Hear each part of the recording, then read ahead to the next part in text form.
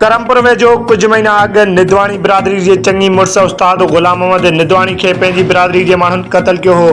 क़त्ल मामले खे निबेरे ज़रिए हल करण लाइ अॼु मेड़ काफ़िलो भरचूंडी शरीफ़ जी गादी नशीन मियां मजन साईं STP अॻवान जाम अब्दुल फताह समेजो साईं जानन शाह रेस नूर अहमद भयो आफ्ताब अहमद बाजकाणी उस्ताद ग़ुलाम यासीन बाजकाणी ऐं ॿिया मोअज़्ज़िज़ीन ॻोठ हाजी ज़ैनुद्दीन खान निदवाणी पहुची मक़तूल उस्ताद ग़ुलाम अहमद निदवाणी मामले जे ठाह लाइ ज़ोर भरियो। मोअज़्ज़िज़ीन चयो त उस्ताद ग़ुलाम अहमद निदवाणी तमामु बहितरीन इंसान हो। उस्ताद ग़ुलाम अहमद जे वारसनि सां ॾुख में बराबरि जा शरीक आहियूं।